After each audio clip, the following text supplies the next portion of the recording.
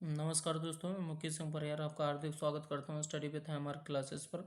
आज हम एक नई भर्ती एफसीआई भर्ती 2025 के बारे में बात करेंगे, जो कि भारतीय खाद्य निगम के अंतर्गत आती है। और इसका जो मुख्य कार्य है वो इसका मुख्य कार्य होगा कि कार खदान एवं अन्य खाद्य पदार्थों को खरीद कर भंडारण, परिवहन, वितरण और बिक्री का करना। मतलब कुल मिलाकर जो किसान माल का उत्पादन करते हैं उन माल को लेकर और उनका बेचना, ठीक है। क्योंकि सरकार क्या करती है, किसानों को कहीं ना कहीं खरीद फरोख्त कर कर और उन्हें बेचती है। तो उसी के बीच में जो संस्था वर्क करती है उसी का नाम है एफसीआई, भारतीय खाद्य निगम, ठीक है दोस्तों।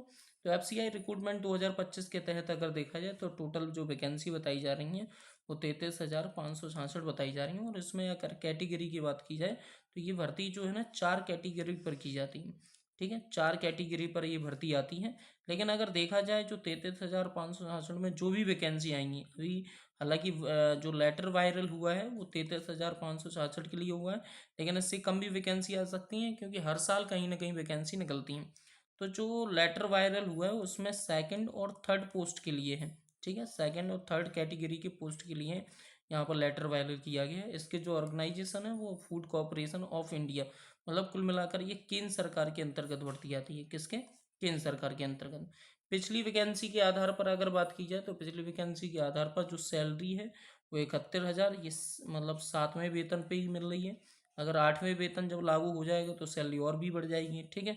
तो अगर हम पिछली वैकेंसी के आधार पर या पिछली जो वैकेंसी की सैलरी के आधार पर बात करें तो 71,000 सैलरी बनती है, मेल और फीमेल दोनों के लिए। अगर हम शैक्षिक योग्यता की बात करें तो इसमें 10वीं से लेकर पोस्ट ग्रेजुएशन, मतलब लेवल के आधार पर होता है कि अगर 2 लेवल का है, थर्ड लेवल को, उस आधार पर यहाँ पर योग्यता मांगी गई है।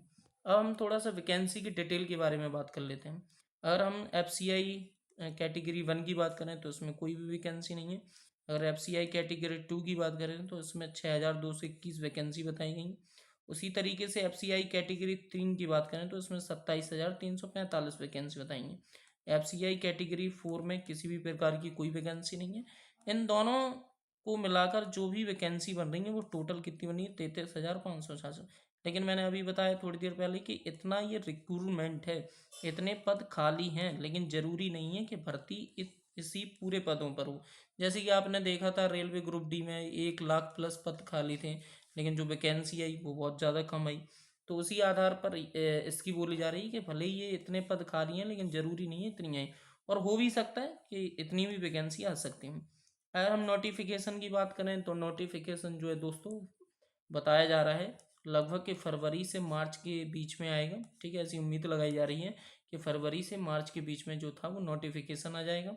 उसके बाद लगभग 40 दिन का समय दिया जाएगा। लगभग कितने दिन का? 40 दिन का समय दिया जाएगा। और मई और जून में इसका जो पहला पेपर है, ठीक है, फेज़ 1 जो कि पहला पेपर है वो मई और जून में क्या करा लिया जाएगा, ठीक है। तो लगभग 40 दिन का समय आपको मिलेगा तैयारी करने के लिए, ठीक है दोस्तों। वैकेंसी काफ़ी मतलब अच्छी वैकेंसी है और काफ़ी बल्क में वैकेंसी है। अगर 33,000 आती है, 33,566 अगर वैकेंसी आती है तो काफ़ी संख्या में वैकेंसी है।